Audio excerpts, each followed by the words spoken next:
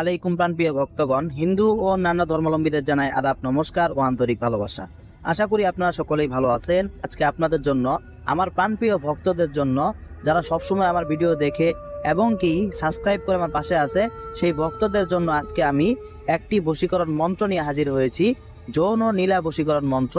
এই মন্ত্রটির মাধ্যমে আমার যে ভক্তবৃন্দ আছে, আমার সাথে যারা আছে, তারা আমার কাছ থেকে অনুমতি নিয়ে 100% গ্যারান্টি সহকারে কাজ করতে পারবে। এবং কি যাকে বশ করবে এই মন্ত্রটির মাধ্যমে, সেই মেয়ে একদম তার জন্য পাগল হয়ে যাবে। যখনই তার কাছে ডাকবে তখনই তার কাছে চলে আসবে, যা বলবে তাই করবে এবং কি গোলামের মতো হয়ে থাকবে এবং গোলাম হয়ে পায়ের কাছে পড়ে থাকবে। 100% গ্যারান্টি। আর এটাকে 100% গ্যারান্টি বললাম এবং কি 100% চ্যালেঞ্জ করলাম। যারা বলবে যে এটার মাধ্যমে হবে না, তাদেরকে আমি চ্যালেঞ্জ করলাম, তাদেরকে আমি করে দেখাবো 100%।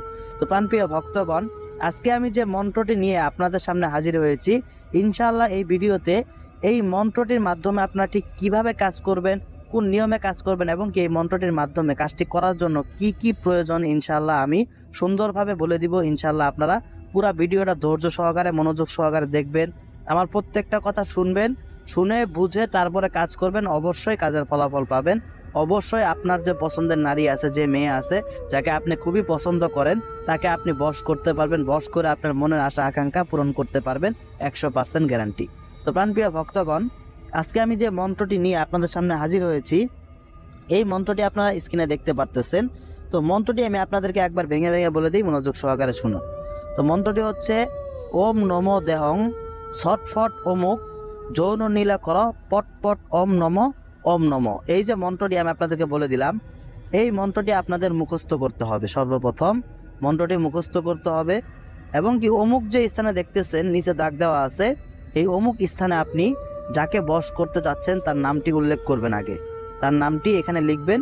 লেখার পর আপনারা এই মন্ত্রটি মুখস্থ করবেন। একদম মুখস্থ করার পর এই মন্ত্রটি আপনাদের সিদ্ধ করতে হবে। এই মন্ত্রটি সিদ্ধ করার জন্য আপনারা যে কোনো একটা নির্জন স্থান বেছে নেবেন এবং কি সময়টি আপনারা নির্ধারণ করবেন ফজর নামাজের পরে। সময়টি ফজর নামাজের পরে নির্ধারণ করে যে কোনো একটি নির্জন স্থানে গিয়ে আপনারা এই মন্ত্রটি 301 বার পাঠ করবেন। এক দিনে এক দিলে এক মনে, পশ্চিম দিক হয়ে বসে।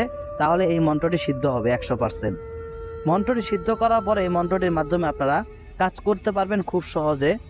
এই যে দেখতেছেন, এই মন্ত্রটির নিচে লেখা আছে 3 বার পাঠ করতে হবে।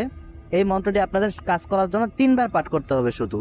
তো এই মন্ত্রটি আপনারা একটু বালি নেবেন, বালি আপনার হাতে নেবেন, নিয়ে এই মন্ত্রটি 3 বার পাঠ করে সেই বালির উপর আপনি ফু দিবেন। ফু দিয়ে আপনি মেয়ে যেখান দিয়ে যাইতেছে, মেয়ের আশেপাশে এই বালিটা আপনি ছিটায় দিবেন, যাতে মেয়ের শরীর বা মাথার উপরে বা উপর থেকে কোনো দিক দিয়ে ছিটায় দিলেন, যাতে মেয়ের শরীরে একটু পড়ে। ইনশাআল্লাহ আমি যে নিয়মটি বললাম, এটা অনুসরণ করে যদি আপনি কাজটি করতে পারেন আমার কাছ থেকে অনুমতি নিয়ে, অবশ্যই আপনারা এই মন্ত্রটির মাধ্যমে সঠিকভাবে সুন্দরভাবে কাজটি করতে পারবেন এবং কি আপনার যে মনের আশা আছে সেই আশাটা পূরণ করতে পারবেন। সেই নারীকে বশ করে আপনার স্বপ্ন যেটা আছে, আপনি অনেকদিন যাবত স্বপ্ন দেখতেছেন, সেই স্বপ্নটা পূরণ করতে পারবেন।